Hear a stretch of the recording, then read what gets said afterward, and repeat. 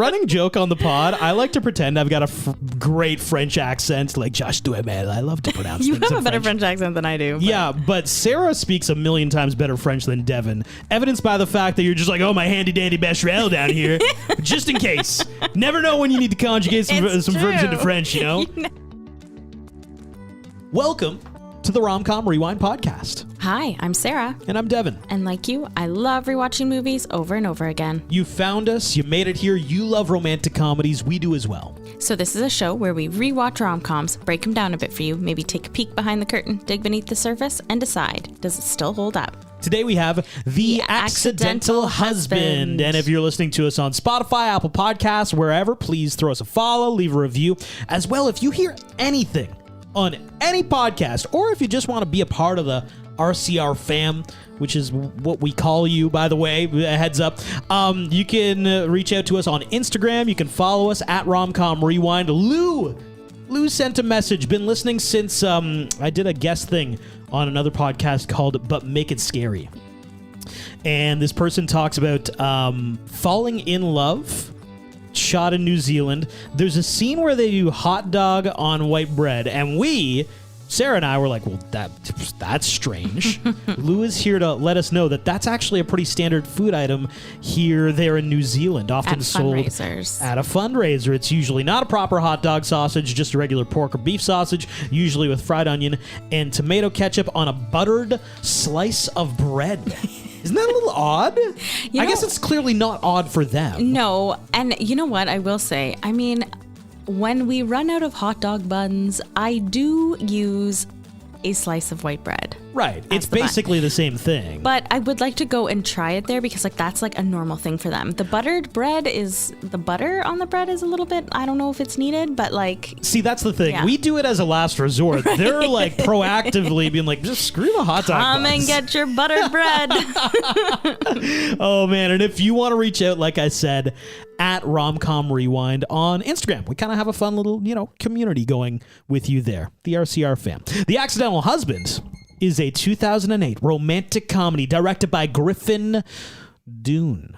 This is the story of Patrick Sullivan, played by Jeffrey Dean Morgan. Patrick is a firefighter in New York City. He's extremely excited to get married and start his life with his fiancée, Sophia, played by Justina Machado.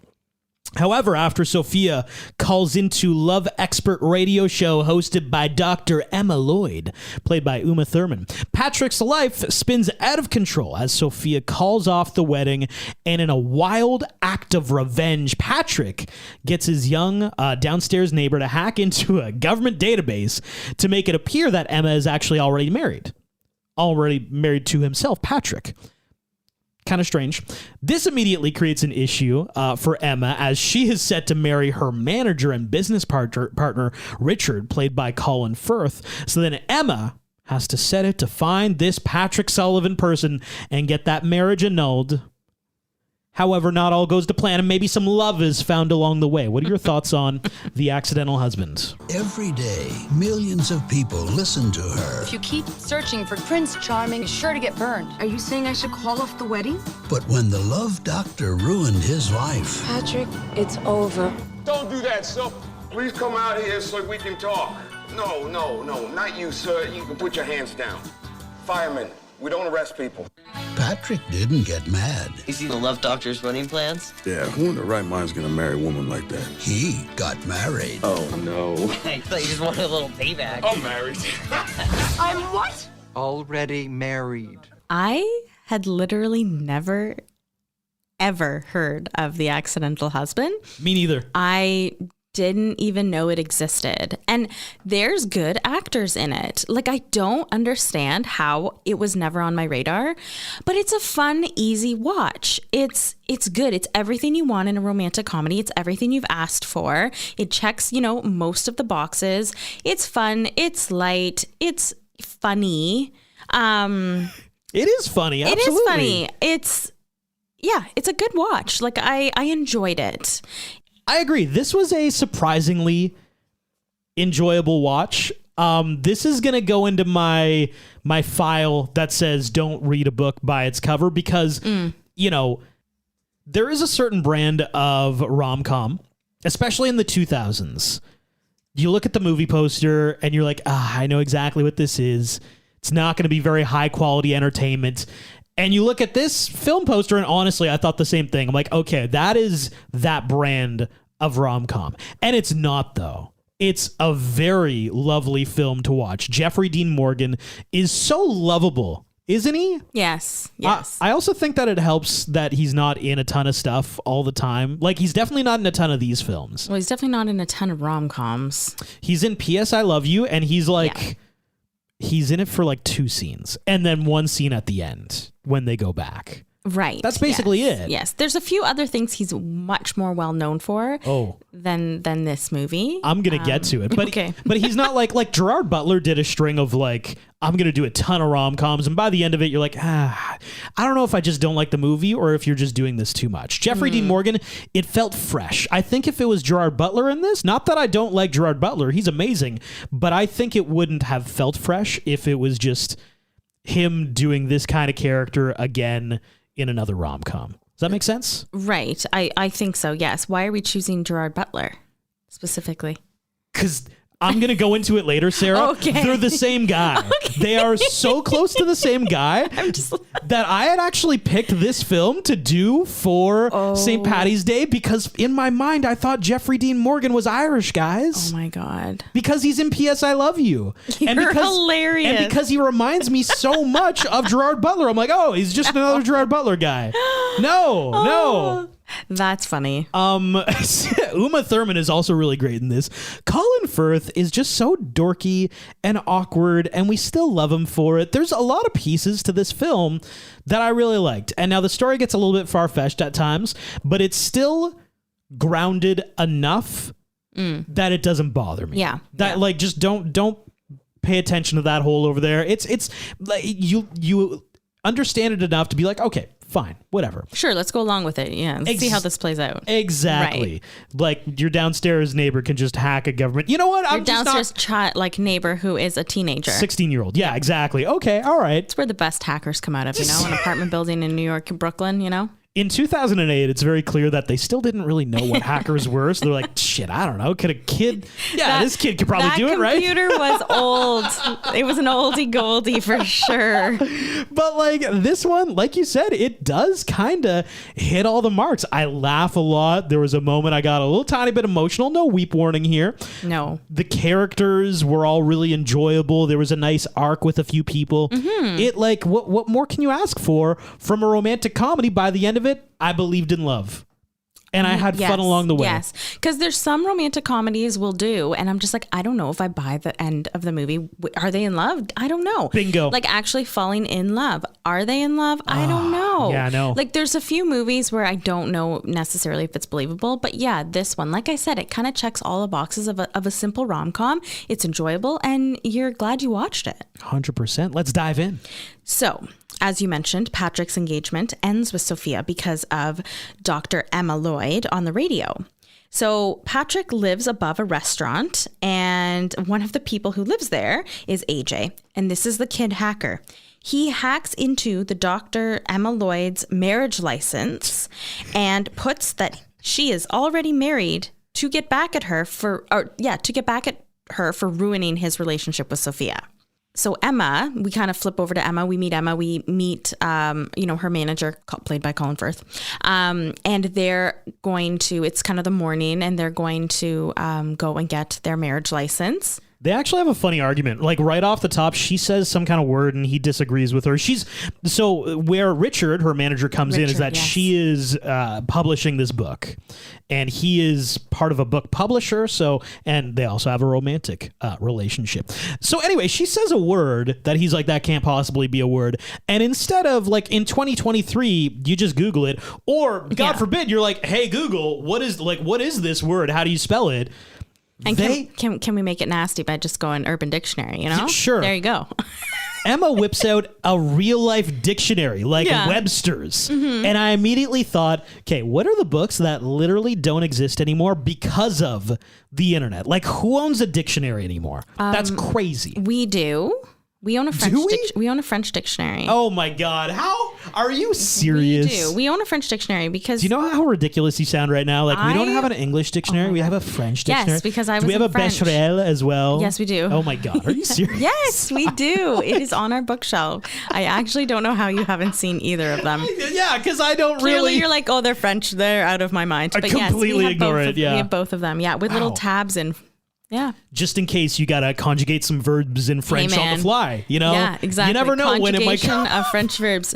You know, you never know when you're going to need it. It's the exception to the exception. Oh man! Yeah. See, I thought Emma Lloyd was ridiculous. It turns out you're ridiculous, Sarah. Well, what can I say? Also, running joke on the pod, I like to pretend I've got a great French accent, like Josh Duhamel. I love to pronounce You things have in a better French accent than I do. but- Yeah, but Sarah speaks a million times better French than Devin, evidenced by the fact that you're just like, oh, my handy-dandy Becherel down here, just in case. Never know when you need to conjugate some It's verbs true. into French, you know? You never know. I'm telling you. French dictionary, just got to look it up, okay, you know, the real quick. dictionary is really handy multiple times in my life. Okay. And I don't even know what kind of dictionary it is, but it's down there. It's down there. So anything else on your list? I had a dictionary. Obviously, you own multiple different word devices in different languages. I've got Yellow Pages on the list.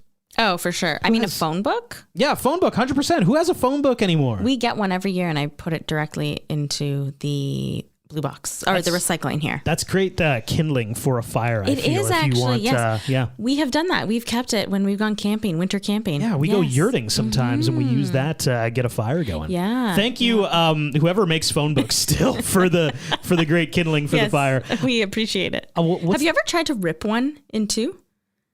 Like a phone book? Oh no! Have you ever tried that? I feel like I've met one of my cousins said I've tried that he it. could. I can't do it. Yeah, no, that's got to be wild strength. I don't know. Like, I feel like if you have to like hit it a certain way and smack it, and then like Why are you? I'm totally kidding. You She's don't. I motioning don't like she's actually smacking know. a butt. Like you don't. That's not how you rip a phone book in half. You know, I'm gonna do a little smack there. I'm actually kidding. I don't. The smacks aren't a thing, but How do you? Wow. but I would like to try it. I've tried it and I can't do it. I so. don't know if I want you to try it anymore. What's Sarah doing now? Oh, you're just smacking a phone book? No idea why. Because she's gonna break it in half, rip it in half. Oh my god. I'm gonna put any kind of like auto trader books on the list. They don't actually print those still, do Would they? you say? I don't know if they do. That's a good question. What about Realty magazines? Realtor magazines. 100%. I just go on the website. Why do we need? Yeah. And it's funny because I do know that there are realtor magazines that still exist. Yeah. Because we get them in the mail.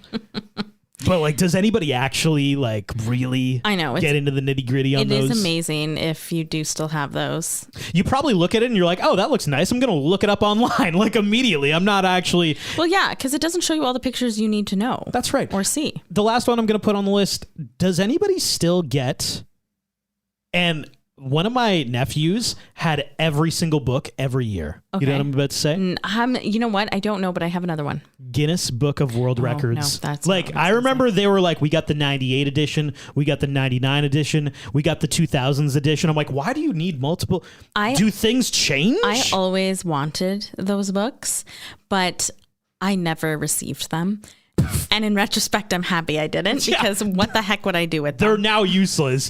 Who has juggled the most amount of eggs? You can just Google that. Yeah. You can Google that right now. World's longest fingernails. Like, that's disgusting, you know?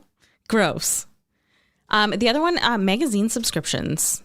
Oh, 100%. I think you can do those online now. Like, you subscribe to like a plentiful amount of magazines instead of just one. And like, there's apps for that, you know? I think there are some magazines that still exist, but they're few and far between. To answer your question real quick, Diana Armstrong is the lady whose fingernails are the longest. I did not need to know that. 42 foot. That's disgusting. 42 feet in length. That's gross. How? That's like longer than our couch. Yeah. Because we just measured it yesterday. There's. Yeah, 42 feet is extremely That's long. gross. Sarah. Yeah. And they like curl. Anyway, one thing Yeah, our couch was like 42 inches. This is in feet, girl. in feet. Oh yeah. 42 feet is like 8 of us. Anyway, off on a tangent. I wanted to say the magazine subscriptions. The other day I was at the grocery store and I picked up a magazine because it was like a cooking magazine. I was like, oh my God, I'm going to get this. $15. Ooh, I could buy eggs and bread for that. That's maybe not anymore. I don't know, but how the way things are going. That's steep for something you can just look at the cover of and Google. We digress. So Emma and Richard, they head down to, I don't know what it is, the marriage licensing place, and to get their marriage license, and they're denied because Emma is in fact already married. And she's like, who am I already married to? Like, how would this have happened?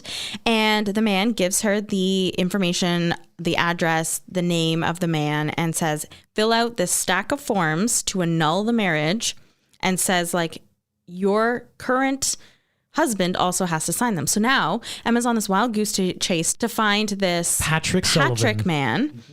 And so she gets to his apartment. And this was his plan all along. He's like, I'm going to make her be married to me so that she has to confront me. Yeah. And then I'll give her my... Which is like so silly. I'm going to give her my 2 cents. Yeah, I'm going to give her a piece of my mind, and it's working out that way. She now has to go get him. So she gets over to his apartment and they send her over to the fire station, who then sends her over to a bar.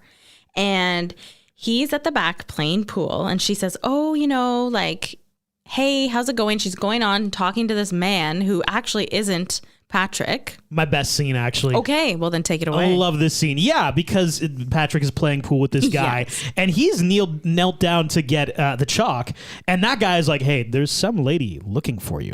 And Patrick stays underneath. He's like, okay. She's like, a blonde. They're pointing at us. I think she's coming over. Yeah, she introduces herself to the wrong guy. Then Patrick just jumps out of nowhere. I feel like, I love this because the dialogue is so quick. Patrick, she is very buttoned up. She's wound pretty tight. She's a very type A personality. Yes, and Patrick... We are the innocent victims of a glitch. Hey, everybody, we got a bride in our midst. Is very good at deflecting, and he's like, do you want a shot? And she's like, no. And he's like, do you not drink? And she's like, well, I do. And he's like, all right, well then let's get her a shot. And it was just there was a very quick back and forth. It also established very quickly a believable chemistry, I think, between the two of them. Yes. Especially how different they were, but how, I don't know, likable they could both be together. It was a fun meet cute, right? It was a fun meet cute. You know what? I actually have something for that. Okay. So I have real life wildest meet cutes. Okay. Because this film is a kind of a weird one. So let's go through a bunch that I found. This person tells this story. My dog fell in love with his dog. I mean, what a way to start off. You know what? You go to the dog park sometimes. Have you ever witnessed maybe some chemistry happening? One-way chemistry actually with our dog. There's a dog. Whoa. Was somebody trying to get with us? Well, not with us, with our dog. Yeah, but she's part of the family, Sarah. Yes, with our fam. Yeah. Yeah. Tell me. The dog was absolutely obsessed with Frankie. He would follow her around Naturally. everywhere and lick the inside of her ears. Oh, is that why she has an ear infection now? She had an ear thing. God. Yeah, nonstop, and would just be around her and would run beside her and too much. And you know what? It did become, because he was also really slobbery. He was a golden retriever. He was really, really slobbery. So when I would take Frankie home, she would just be covered in drry slobber. It was disgusting. See, but our girl Frankie's not about that life. That's, nothing, golden retriever about her. He was cute, but yeah. So it's funny that you took it that way, because I meant between humans. Oh, no, I literally thought you were talking about dogs falling in love with another dog. Oh, man. That's why I was like, okay, interesting take to where this is going. I meant the dogs are connecting and the humans are also hey, wow, your dog loves my dog. Because that's what happened in this story. This person says, the dog completely froze every time I would take my dog on walks in our complex. One day, they exchanged numbers for a doggy play date at a park. Fun. When they discovered, coincidentally, they were both actually moving to a different part of town, this rural area. Same part? Both at the same time in the same part. And I guess things kind of went off from there. They went on a bunch of dates. And then instead of like moving separately to that new part of town, they just got a lease together. This is a movie. But the meet cute happened because the dogs liked each other. I swear this is a movie. I can't think of the movie off the top of my head, but I'm pretty sure this is a thing. It's not 101 Dalmatians. So I just want to be clear, at the dog park, no human chemistry. I don't think so. Okay. Not that I've seen. Okay. Just dog on dog, you know? Just, woo, okay. Oh, God. This person says we both reached for the last pint of Ben & Jerry's fish food, fish with like a PH, at the grocery store. We each insisted that the other take it, and then we agreed, here's what they agreed on. We'll just split it and share it in the parking lot. 2 spoons style. That's weird. It's probably weird. Why? Met somebody right this second at a grocery store, and now we're sharing ice cream. Yeah, went to the fact that you should share it in a parking lot with 2 spoons. I don't know. Interesting. You know what? Sarah. They live a long life together. It's been 4 years and they still split a pint. That's cute. Every Sunday. That's cute. Okay. They've kept the tradition. I enjoy that. We're a rom-com podcast, baby. You gotta believe in love here. This story is actually recent. This is the reason why I wanted to bring this up, because I found this story and then we watched this movie. And I'm like, this is a bizarre meet cute. And so is this real life story that happened in South Carolina like a couple weeks ago. This woman is jogging very early in the morning by a lake. Okay. She sees a large, dark mass float to the surface about 40 feet away in the lake. Okay. And it's really early, so she's like, oh my God, that's a man. That's a human body. Not the Yeti. Okay. Does your mind immediately go to a Yeti? Well, I mean, we're not in Scotland, so we're not the Loch Ness, but like, I mean, a mass in the, like, I don't know. Do you think body? I don't think Yeti, Sarah. That's not on the list of places my mind's going. Okay. Body, man. All right. Anyway, so this woman, she takes off all her clothes. She's down to her underwear because she's like, I got to jump in and save this man's life. That is dedication. Very kind. She's got her contacts in. So she gets in the water. She can't really see where she's going. She just knows she's swimming to this body. I'm dying. She gets there, grabs this person. He turns over and he's in full diver gear. Well, yeah. He's got like an oxygen tank and everything. And she's like, are you okay? And he's like, yes, obviously. And then all of a sudden, all the more bodies start popping up. There was a group of them who were divers. And she thought the one guy was drowning. So now she's basically in her underwear having tried to save this diver. And there's like 20 dudes all around her. Like, that is hilarious. You came out here to save us. Oh. That's so nice. It is very nice. And I thought this is the start of a romantic comedy. This isn't actually a real meet cute. It's just a weird story that happens. That would be a very funny start to a romantic comedy. I mean, they got to exchange numbers at that point, right? They have to, yes. I mean... That is hilarious. I love it. This last one, just because I know you like traveling, and you've actually stayed at a hostel, right? Multiple hostels? Okay. Yep. This person says, a few years ago, I flew to Rome for an archaeological dig and used my field kit as my second carry-on. Sarah's also had trouble with lost luggage. I have. After a 10-hour plane ride, I discovered that my airline lost my luggage. After filing my report, I went to my hostel to have a shower and take a long nap. After check-in, I asked the girl at the counter where to go to buy some clothes and whatever, blah, blah, blah. After this person gets back to the hostel, I guess they had a certain amount of allocated towels. Okay. And the other people in the room had already used the towels. So this poor girl lost all her luggage. Yeah, doesn't Air have Canada. Any, it just had to have been Air Canada. No, just they say 10 hours. Yeah, Vancouver to just taking shots at our airlines. I mean, you continue on. You can Google some stories. Anyway, so I guess there was somebody who had walked by previously and heard the story of the lost luggage. This guy also walked by hearing the story of, and you also have no towels to take a shower with. Aww. So this guy was like, you know what? I've got an extra towel that I'm not going to use today because I showered yesterday. Why don't you use mine? So all of a sudden, that sparks a thing. This person says the best decision of my life was saving water and showering together.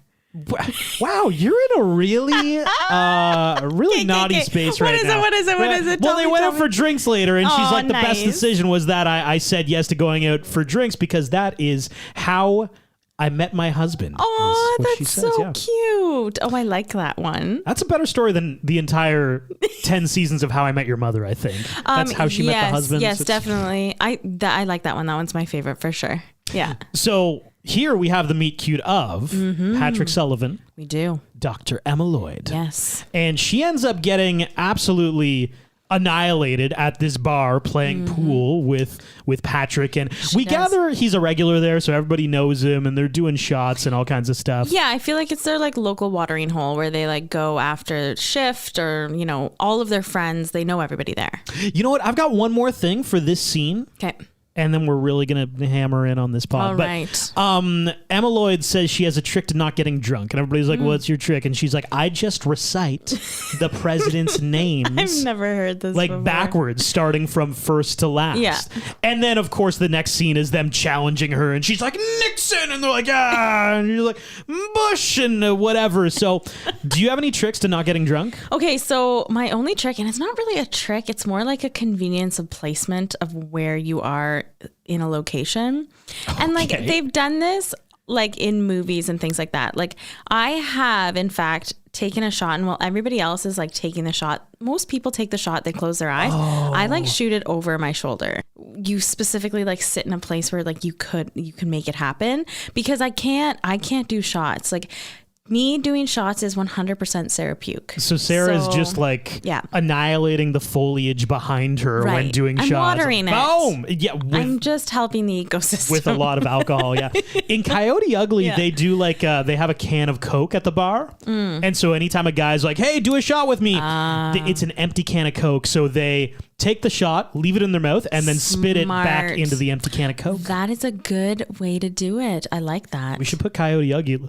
That's rom-com-ish, right? There's a love interest there. I think it's in the realm. Yeah, enough to do it. Absolutely. Coyote Ugly, for sure. So Emma Lloyd ends up getting so drunk Yes. that Patrick takes her back to his apartment, fully clothed. Nothing weird happens. Like, she's pretty much passed out. Yeah. But then he's like, I'm going to start screwing with her. Yeah. Not that he getting her drunk was not already screwing with her, but he writes a note saying, hey, thanks so much for last night. Leaves it where she'll find it. And I think he just goes to work at that point. He's just gone. He gets on with his life and his day, and is like, I'm going to leave a little, like, a surprise for you, to have her wondering throughout the rest of the day. So after Emma leaves his apartment, she rushes into her office, and everyone starts calling her on the phone. And then Richard, Patrick, and then her father, who's already in the office. So we meet her father. Named Wilder. Wilder, yes. And she calls him Wilder. So I think at that point we realize that they don't have the strongest relationship as father and daughter, but he does have a role in this movie. Like it's an important enough role, really. He's also played by Sam Shepard, who's a very well-known actor. Like, he's done a lot of stuff over the years. He's older now, but yeah. Yeah, and then so after he leaves, he brings her something, but Patrick shows up at her office and with coffee, and she says, "You know what? I can't deal with this right now. I have a very important appointment that I can't miss." And so Patrick says, "Well, you know what? I'm going to tag along. It is a cake testing. The cake testing scene is my best scene." Oh, really? Oh, love it. I think it's so hilarious. good. But yes, go ahead. Oh, before you jump into that, I do just want to bring up the fact that Patrick pulls a classic rom-com. Like, this is A+ rom-com moves when a guy pulls this out where he's on the phone with the love interest. She thinks they're somewhere else, and then he's like, Can you hear me now? Look, forget last night. What I want is a rather large stack of papers that I need you to sign. Got him right here. You do? You made my day. Coffee? Thank you. and he bumps into her in real life. Love it when that happens.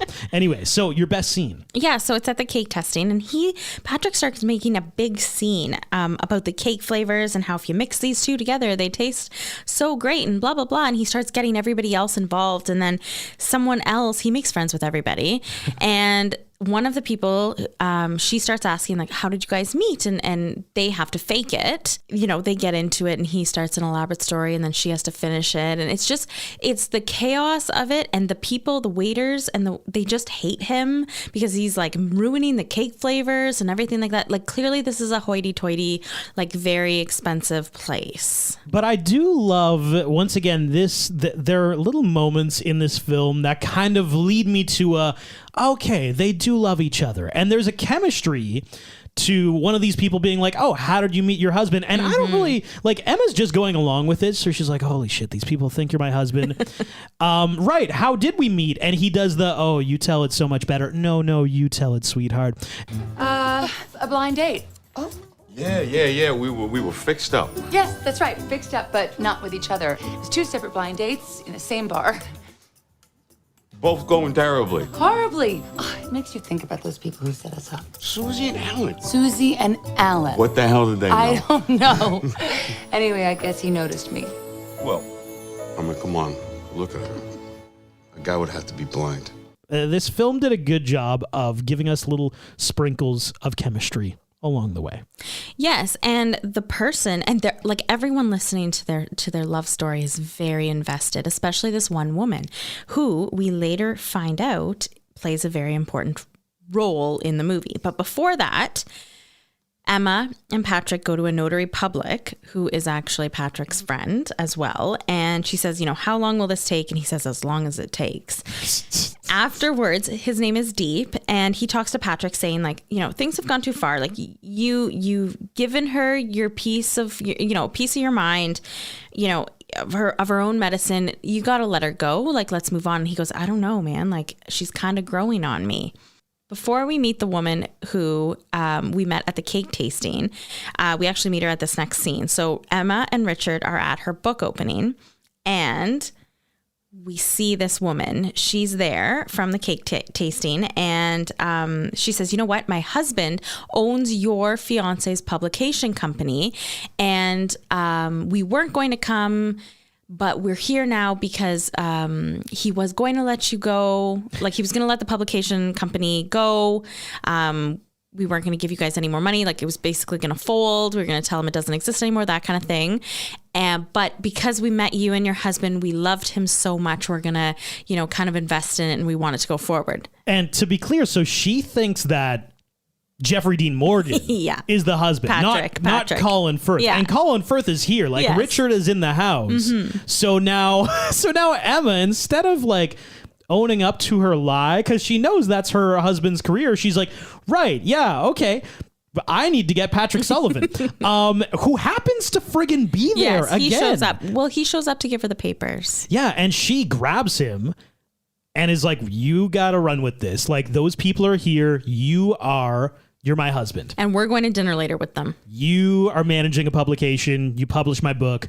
Let's go. And poor Colin Firth. So he's been like, it's been hard to get a hold of Emma. He's a very high-strung person at it as it is. He has a lot of anxiety. So he sees his boss roll up to this place. He's like, oh my God, hey, how's it going? And she's like, oh, my little brother Richard's here. Oh my God, that was so funny. That is so, like, way to snip a guy's balls off. Totally. You could have just said brother. You didn't have to say little. She said little brother, which that's got to feel good. Yeah. And he even remarks, he's like, your brother has a British accent. And they just, like, explain it away. They're like, yeah, whatever. Yeah, and this was almost going to be my best scene, was when Emma tries to explain the situation to Richard in the kitchen, and it just doesn't go over well. And she actually changes Richard's name to Carl, because now Patrick's name is Carl. Patrick's name is Richard. Right. Oh, that's right. Yes. Excuse me. She walks Richard through what they're planning to do. Your publication company was in trouble and now it's not. And we need to pretend that Patrick is you in order to, keep this ruse happening. And he agrees. I mean, I do have to say, he just goes along with everything. He really doesn't put up a stink about anything. Yeah, he definitely protests a lot, and he has a lot of anxious moments, but he is like, okay, I guess this is what needs to happen. Yeah, so later on, the dinner happens, and Patrick does show up and invites them to a party. He says, you know what, we're not going to do this. I have another engagement. I'm going to bring you guys to a party. And it's for his downstairs neighbor. And it's kind of like an Indian bar mitzvah. They almost kiss during this at this event. Patrick and Emma, yes. Well, the chemistry is palpable, undeniable. And then Emma kind of freaks herself out with that, and so she gets her dad to pick her up and stays over at her dad's place. And we meet who we think is her dad's girlfriend. And it turns out that, she's very young. And we see that this is something that Wilder does often, dates somebody younger. And Emma always has a problem with it because she seems younger than even Emma. And so she kind of just leaves with a huff and says, you know what, like, I'm out of here. And he goes, it's not what you think. It's not what you think. And so that kind of relationship is strained. And then Emma actually goes to see Richard and she realizes that she misplaced the papers. And Richard is happy because, of course, he got his job extended by 5 years because Patrick killed it at the dinner. And his boss still thinks that Patrick is Richard. Yes, yes. Confusing. Which you would think they would figure out at some point. Like, wait, you don't... Well, don't publication companies have websites with people's faces on them? Sarah, it's 2008. We got a hacker getting into government databases. I had a BlackBerry in 2008. No, I didn't. I had a flip phone. Never mind. So maybe websites weren't that up and coming. However, 2008 does not feel that long ago, but that was so long ago. Because you're right. I also didn't have a BlackBerry. Yeah, I didn't have a BlackBerry yet. Now I have an iPhone. Oh my God. I also had a flip phone back then. Yeah. Wow. We have mini computers in our hands. We did not have that then. He ends up going directly to Emma's office. They hash it out in the elevator. This is Patrick and Emma. And they start making out. Dun, dun, dun. They run up to the roof and he asks if she's in love with Richard and gives her the papers saying, you know what, here's the papers. They're all signed. We can annul this marriage. But then she actually accidentally drops them and they all fly away. And then she tries to grab them all. But, she's probably missing a few. So this film is kind of like, and this is one of those things that it stays grounded enough that I believe it. But can I just ask the question that I was thinking around this time? Mm-hmm. Like, Patrick sets out to be like, I'm going to give Dr. Emma Lloyd a piece of my mind. I'm going to give her a piece of her own medicine. I'm going to make her hurt the way she made me hurt. And along the way of trying to ruin her marriage, like, has he now just naturally fallen in love with her at this point, I think is what happens? 100%. And he's like, I'm just going to keep on going with this, I guess. Yeah. At what point does he have to come clean, That's what I'm saying. I'm like, okay. It's getting more awkward and awkward as things are progressing. And it's like, oh, by the way, the whole basis for our relationship was actually like a lie. Yeah. And I don't like you. But now I do. Surprise. I fell in love with you. So Emma meets Richard for drinks and she tells him that, you know what, hey, I have all the papers but I'm missing one piece. And he says, like, why don't you look happier? And this is kind of where we figure out that Emma is kind of having second thoughts about everything in her life. And she says, I'm happy. And he says, okay, well, we have our rings, they're done. And she says, oh my God, like they engraved my ring wrong. And this tells everything. She says, it says, do I, not I do. When in fact, if you looked at it, which they do show you, it says, I do.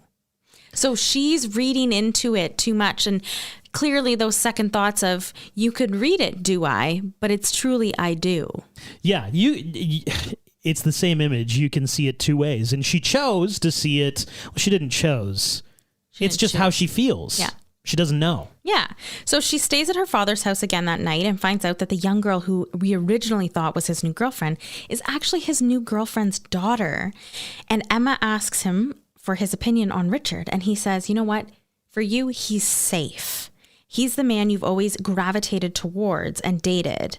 And, that is who you always have wanted. And that's who you tell the women on your show to go with and go and date. And she realizes, oh my gosh, is all this information that I've been telling these women wrong and just playing it safe.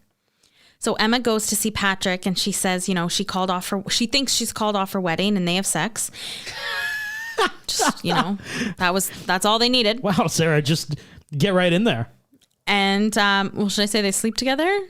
Is that better? You could wine and dine me a little bit, but you're right. They just have sex. Surprise, and then there's sex. Surprise. Where's that dictionary? Yeah, the best dictionary. Yeah. The next morning, she's making breakfast, and she goes to throw something out in the trash and finds out all the articles that he had. And she's like, oh my God, is this guy a creep? Like, has he been stalking me? Is he like a stalker and a fan that I need to get rid of? And, she leaves. He chases after her saying, oh my God, I can't believe that. And I can't believe I almost ended my wedding because of you and because of this. And she goes back to Richard and they plan to get married. So he says, you know what, if you want to do this still, like, let's do it. And then there's a montage about her giving advice on the radio and about them both thinking about each other, you know, both Patrick and Emma still thinking about each other. You got to love these montages, honestly. It really ties everything together. It's like a way to like move the movie forward without having any dialogue between any of the characters because none of them are talking to each other anymore, you know? Of course. It's a classic Sarah montage right here. It is. Not one of my favorites, but it is Well, a classic Sarah montage. Because it doesn't involve clothes. We know how you are, Sarah. Yes. Clothes montages right up at the top. This is true. Musical montage. Makeover montages I do love. Oh, yes. Makeover. Yes. Yeah. Any kind of like strong musical montage. That's probably a third. Yeah. Yeah. So Patrick calls into her show and says that he's fallen for this girl and that she's getting married tomorrow and that if it's what she wants, then, you know, that's good. You know, he's good with it. And she ends the show because she realizes that it's him, that it's Patrick. It is her wedding day, and she's really, really having second thoughts. Richard comes to see her as she's about to take off her rings, and he brings the papers for the annulment, and he didn't file them. So technically, she's still married. Richard tells her that he loves her, but he's clever enough to know when he's lost. To get out of the church, and to get everyone out of that church without, you know, realizing the wedding's off, Emma lights a candle at the sprinklers. And then, of course, Patrick's truck has been requested to go. Patrick's fire truck, he's on call. He's on the job and has been requested to go. So he shows up at the church and Emma says, I had to talk to you. Classic. I started a fake fire to talk to you. I mean, that's pretty rom-com romantic, right? is. I mean, it's along the lines of the scuba diver. Yeah. I feel like, you know, that's pretty good. She could have gotten out of the white dress first, though. So they ride off together on the back of the fire truck. And then we kind of fast forward and we see that they're in fact married and she's pregnant. She's on a radio show. Yeah, and I think she's in a really good place, and you can kind of tell based on what she's saying on her radio show that her advice to women have changed or has changed. Has changed, yeah. Before we get into quick facts, Sarah brought this up about this film, and maybe you listening are aware of this or not, but in Hollywood right now, there's a big conversation around Nepo babies, people who may or may not have gotten jobs just because actors and famous actresses are their parents. And you brought up the fact that, hey, Uma Thurman, she's been very quiet right now, but like, oh my God, her daughter is doing so much. Her daughter's on Stranger Things. Her daughter is Maya Hawke, the child of Uma Thurman. And Ethan Hawke. Yeah. So Sarah and I are going to play a game called Nepo or Nah. There are so many Nepo babies. Once you start going down the rabbit hole of Googling all of them, the people who I had no idea were Nepo babies are. So here's the thing. We don't both have subject matter expertise on all of them.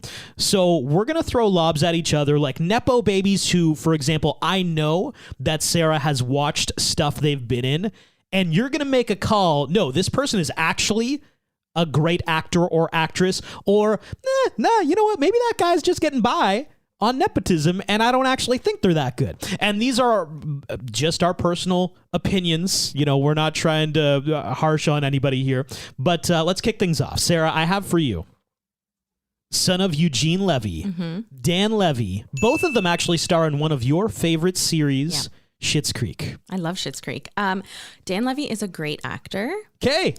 He is a Nepo baby, yes, but he is a great actor, so he is in the category of nah. I almost think he's as funny as Eugene Levy in that show. Oh, I think he's funnier than Eugene Levy. Yeah. There's been talk that they might bring the cast back to do something for Schitt's Creek, and it may be along the lines of a movie. Did you hear that from me? Because I was literally talking about that like a week ago. No, I think I saw like an article on it. But that's interesting. Suspicious. I was literally talking about it last week. Okay, so my first pick for you is Nico Parker. Oh, yes. She was just in The Last of Us. Love The Last of Us. It's so good. So Nico Parker, oh man, I need to be very careful with spoilers here. Because here's the thing. She's in it for one episode. They do a time leap, guys. They do a time leap. Okay. Nico Parker's in it for one episode. She is like the main part of the first episode of The Last of Us. And then they do a time leap. Yeah, like I think she is pretty fantastic. That's the only thing I've seen her in, but like the emotion in that first episode of The Last of Us, if you've watched it, you know, wow, like amazing performance. So based on that alone, yes, she's great. All right. Love her. Jessica Capshaw. I don't even know who this person is, but you know who Jessica Capshaw is? I do. And everyone will know once I tell them who she is. Okay. She is Arizona in Grey's Anatomy. Oh, natural. Everybody knows Arizona from friggin' Grey's Anatomy, Yes. Sarah. And she was on like a whole bunch of seasons. I can't remember off the top of my head, but for me, she's a nah. Because you know what? She does have famous parents and step parents. However, I think she's a nah because she had a lot of emotion in a lot of those. I mean, Grey's Anatomy episodes are so emotionally filled, and she does a really good job. Just the fact that you think she's a big part of Grey's Anatomy makes me think that you're wrong. That this is totally incorrect. And she wasn't killed off. And she's still on there. Okay, there we go. No. She's left the show, but she wasn't killed off, so she could make a comeback. Is that the distinguishing factor between if you were good on Grey's Anatomy or bad? Because they killed off McSteamy. Wait, McDreamy? They killed off both. Oh. So they have killed off both. Oh my God, are you serious? Yeah, they killed McDreamy and McSteamy. Wow, she's got a problem with killing the heartthrobs. And another heartthrob that I think I made the joke like early on, like McCreamy. Wow. Remember?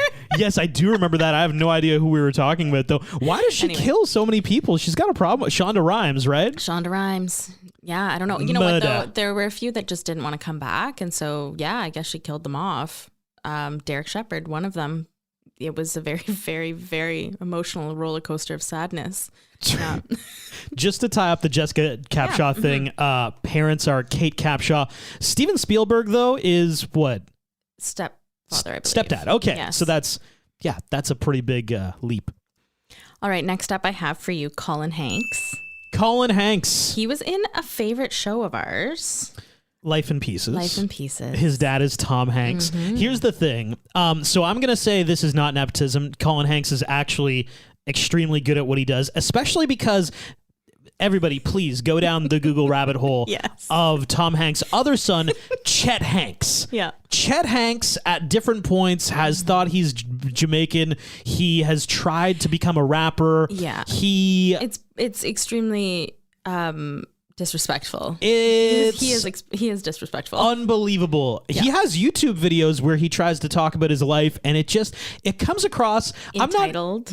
So many different things. Feel free to check it out. But so now you see like the children of Tom Hanks could be either Chet Hanks or Colin Hanks. Colin Hanks is extremely good. Like he's kind of a niche. Actually, you know what? It's funny we do this movie. He's got Colin Firth vibes, where he is kind of the shy, dorky. Like he plays into that role, and that's often what he does, but he's really good at it. He is. Yes, dorky.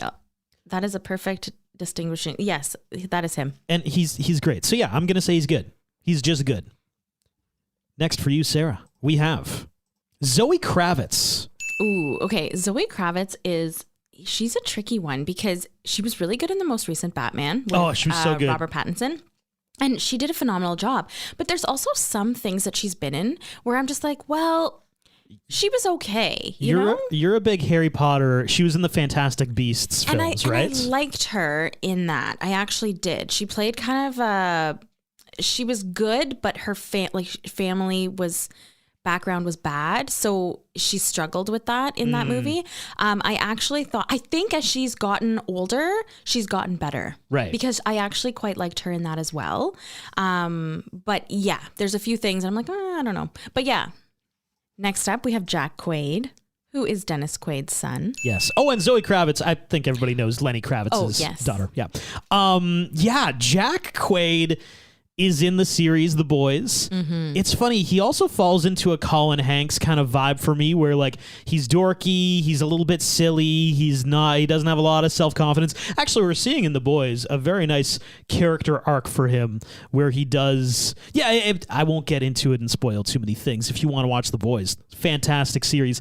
And I think he is really, really good in it. Especially his character is given a lot of He's put in a lot of very difficult conflict a lot, and he does display how a normal person would deal with that conflict. In which that for like season 1, he's basically just like a huge bitch about it, and but he plays it off. I'm like, yeah, you know what? That would be scary for me too. I kind of agree with him. You are a bitch. Yeah. I believe it. Yeah, it was believable. No, I actually think Jack Quaid's great. For you, I have Wyatt Russell now. That is the son of Kurt Russell and Goldie Hawn. Yeah. Yes. Okay. So I will preface, I've never actually seen him in anything, but I do know I do know based on the article that I read that he actually came to acting late, so he is an actor, because he tried to be a professional ice hockey player. You know what? Actually, I'm looking at a photo of him. He looks like he would try to be a hockey player. Yes, he's got those hockey player vibes. But I just, I'm just like, you're just trying to make it professionally in something, right? And you're kind of riding on the coattails of your parents at this point, I think, because the ice hockey didn't work out. He just wanted to be a star, baby. Just a star wherever he could be. So, yeah. And easy to just like, okay, well, I guess I'll just do acting then. I can't do hockey, so I'm going to do what my parents do, acting. Okay, we have next up for you Scott Eastwood. Oh, Scott Eastwood. Yeah, Clint Eastwood's son. Right. Here's the thing. I only have one experience with Scott Eastwood, so this is a very narrow view. Actually, you know him as well, Sarah. Do I?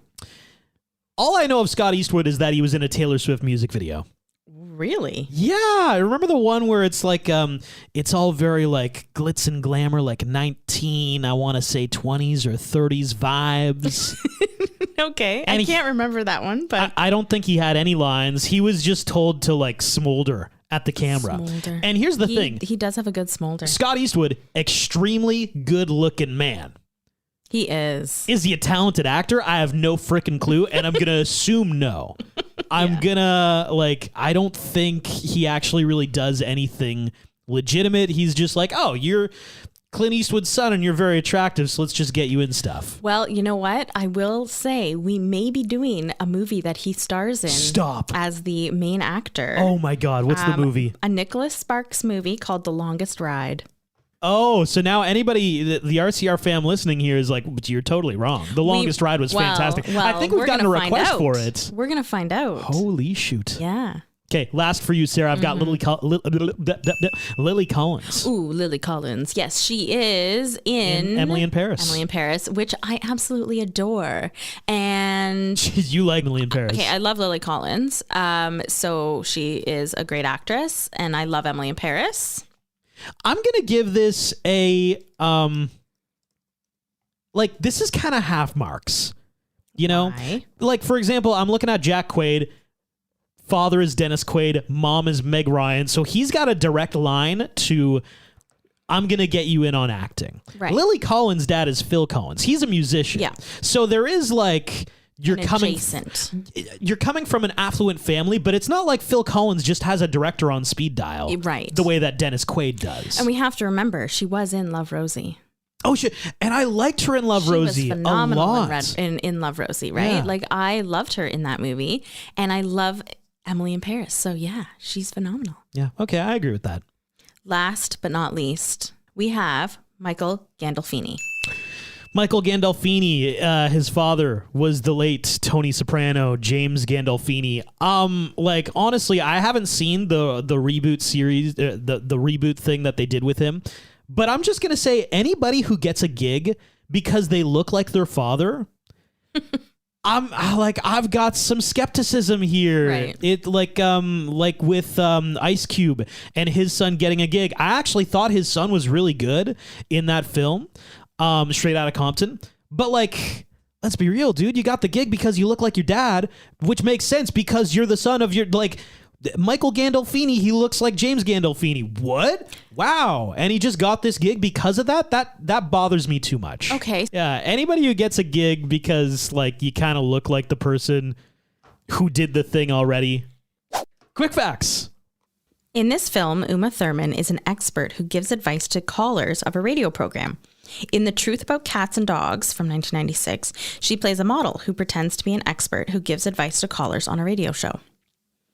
In the bar where Patrick and Emma first meet, Patrick toasts Emma as the bride. Uma Thurman's character in Kill Bill Volume 1 from 2003 and Kill Bill Volume 2, 2004, was the bride. That's really cool.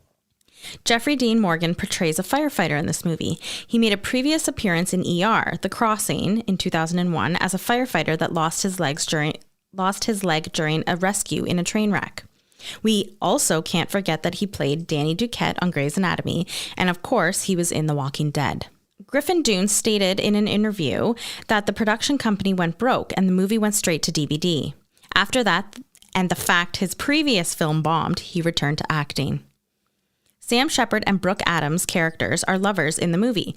Previously, they played husband and wife in Terrence Malick's Days of Heaven. Both Isabel Rossellini and Christina Klebe share the same birthday, June 18th. Honorable mentions. So for me, I want to honorably mention the wins for the big, brooding leading man in a romantic comedy. And I find we actually don't see those love interests as often anymore. And from mid 2010s on, we were like, we don't need just the massive human who's burly and a firefighter in our films, as the love interest for I stuff. actually like that as the love interest, though, too. Those guys can go off and do Marvel movies. We're casting different people here. So, and we talked about this off the top. Gerard Butler was kind of the poster boy for that kind of vibe. I'm thinking about The Bounty Hunter. I'm thinking about The Ugly Truth. Yes. I have a question for you, Sarah. How does Jeffrey Dean Morgan stand up against Gerard Butler in regards to who is the manlier, more brooding, leading man? Ooh, that's a really good question. How about I give you the tail of the tape? Okay. Because I'm just looking at who has been angrier and who has had more fury in films. Because Jeffrey Dean Morgan... In films or in rom-coms? Just in general, in series. Okay. Jeffrey Dean Morgan is surviving the end of the world in The Walking Dead. And he's a villain. He's scary, man. Yes. If no spoilers, but he does some scary things to some people. He does. Gerard Butler was literally King Leonidas in 300. Oh, that's true. This is Sparta. Wow. Pretty good impression. Really good. I think it was spot on. No.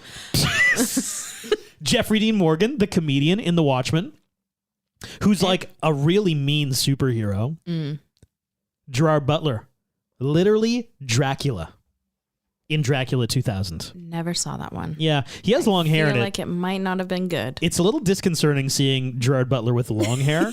Yeah, I saw the poster. I'm like, holy shit. Thank God he cut his hair. That is weird, honestly. Yeah. It does not feel good. Who do you think?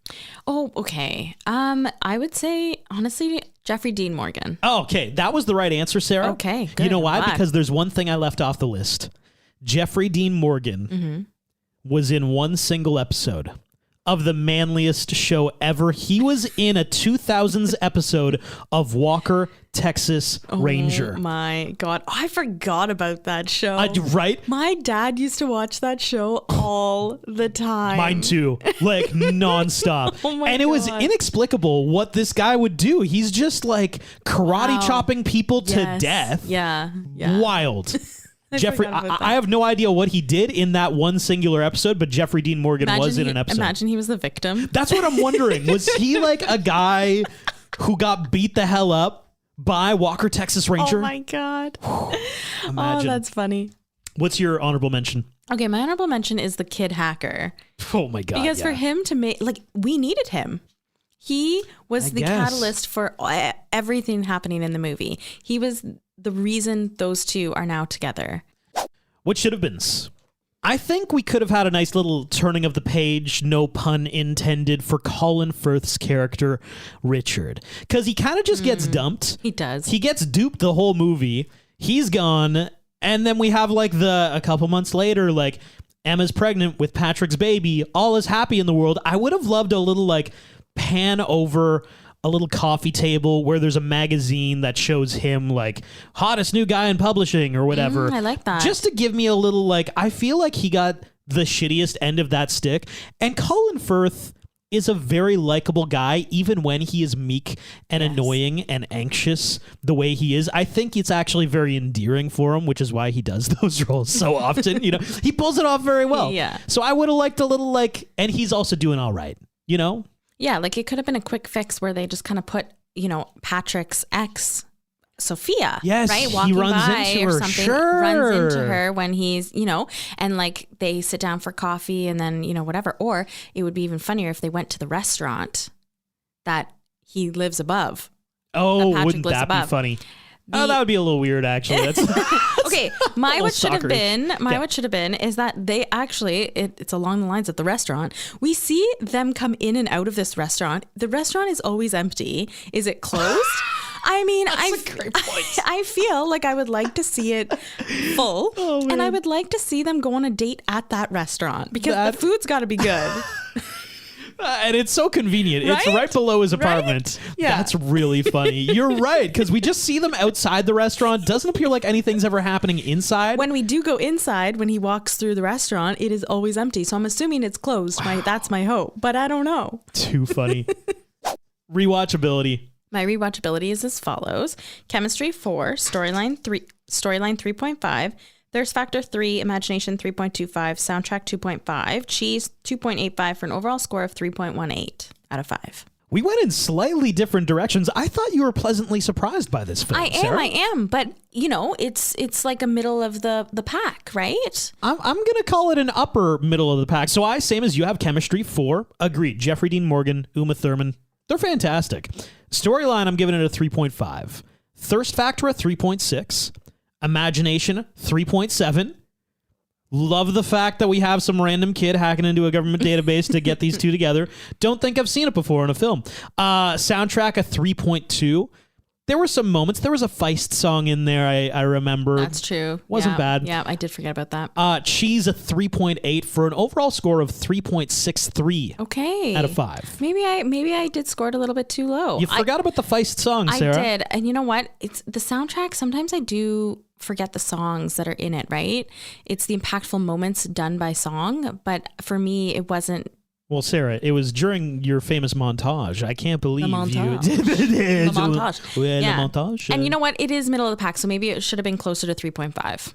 And this has been the Rom-Com Rewind of The Accidental Husband. If there's anything ever on this pod that you want to talk more about, you want to be a little bit part of the RCR fam, that all happens on our Instagram, at Rom-Com Rewind. Throw us a follow, send us a DM, connect on stuff. We respond to all your messages. We try to reply to all of our comments and stuff. As well, whatever you're listening on, whether it be Apple Podcasts, Spotify, throw us a follow or a subscribe, and leave a review. That would be great. Thanks for listening.